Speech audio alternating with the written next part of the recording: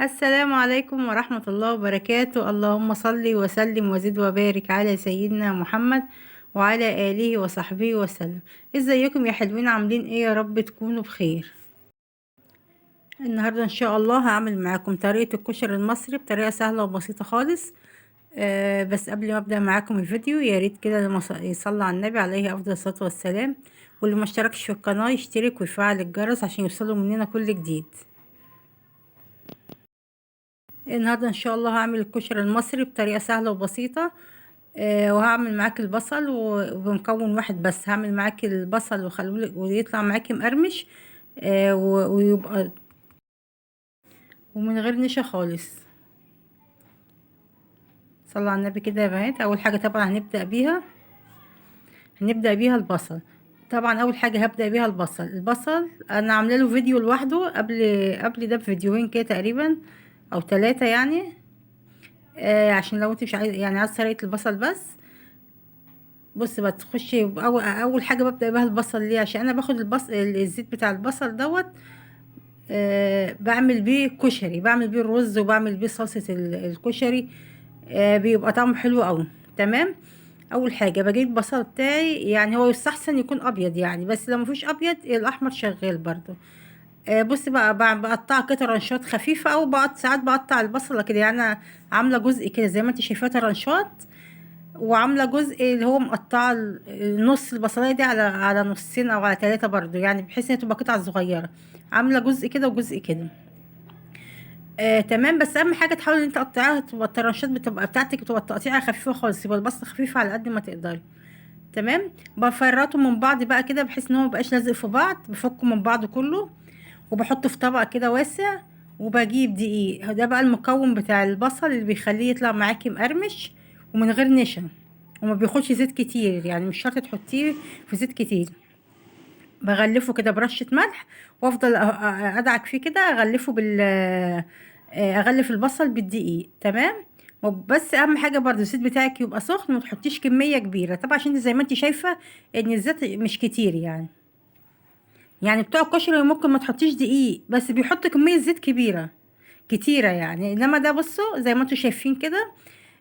بحط حاطه كميه صغيره خالص. والبصل ال- الدقيق بيخليه يقرمش معايا.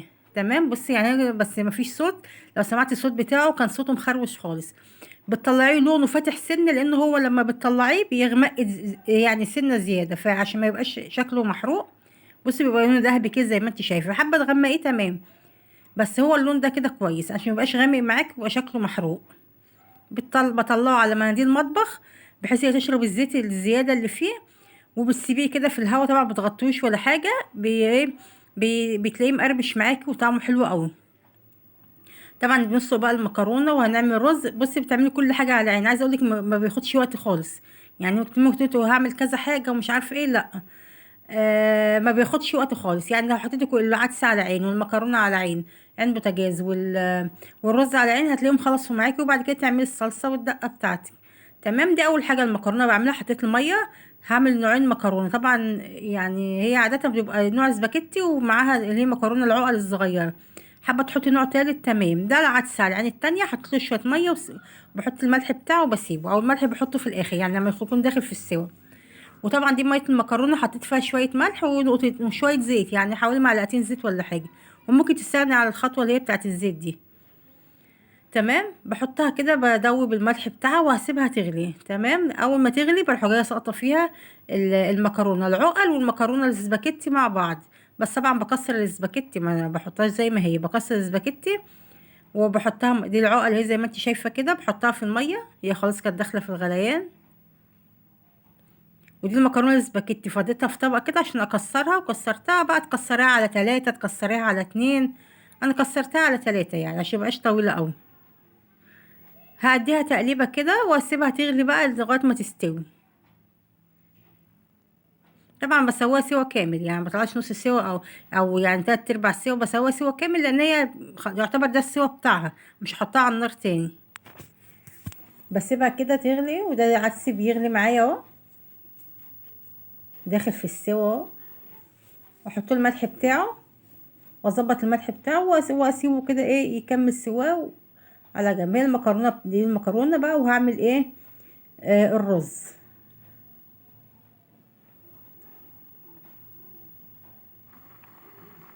بس المكرونه كانت استوت هنا. طبعا بصفيها، بفضيها في مصفى، وولع عليها وبفتح عليها الميه، بحيث عشان النشا بتاعها كله ينزل، وان هي برضو تبرد وما تكملش سوا اكتر من كده.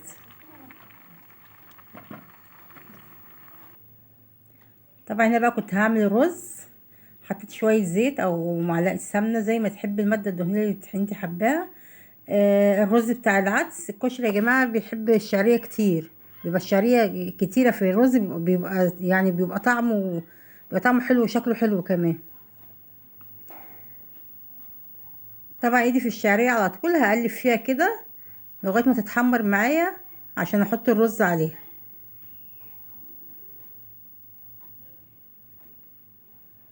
ده الرز طبعا كنت نقيته وغسلته وسبته يصفي. هنا كنت حطيت الرز طبعا وشوحت فيه شويه، لازم تشوح في الرز شويه. بص الشعريه ما شاء الله كتير ازاي، بشوح في الرز شويه عشان خاطر ما يعجنش معايا. تمام. وحطيت الميه بتاعته طبعا، وحطيت الملح بتاعه وظبطت الدنيا. وهسيبه يغلي، واول ما يغلي كده غلوتين بوطي عليه النار يكمل السوا بتاعته، ما بياخدش وقت خالص. تمام. ده بصي الزيت ده بتاع البصل، بص حتى فيه يعني بواقي بصل بصفيه شويه كده. لو انت بيبقى في ساعات في بواقي بصل لو انت حابه تصفيه. انا حطيت بقى شويه توم كده زي ما انت شايفه، بصفرهم شويه. وبحط الطماطم بتاعتي.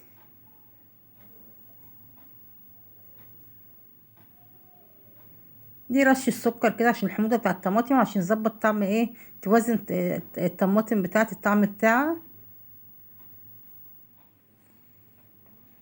هسيبها تغلي كده طبعا، واحط لها حطيت طبعا ملح، وحطيت فلفل اسمر. كزبره حطي، عندك رشه كمون حطي. وهسيبها تغلي كده وتتسبك معايا.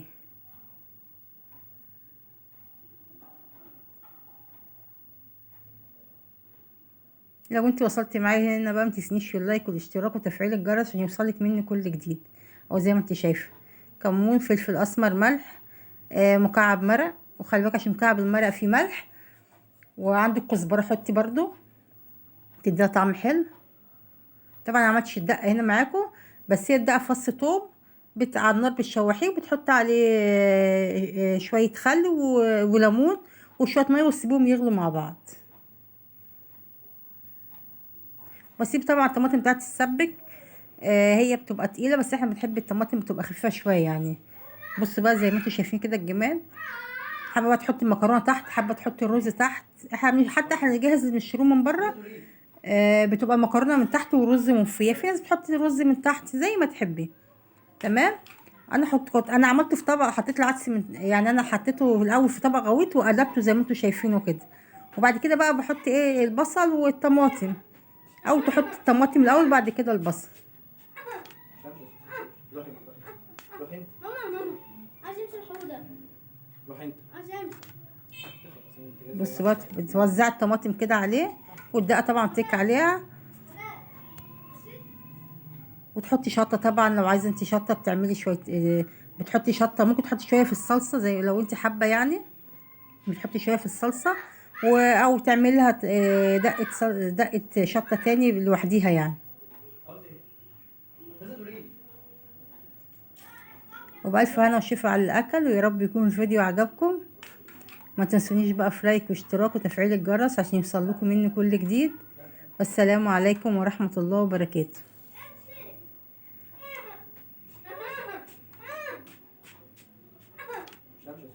روحي روحي انت. ماما عايز امشي الحوضه. روحي انت عايز امشي. خلاص انت جاي صور على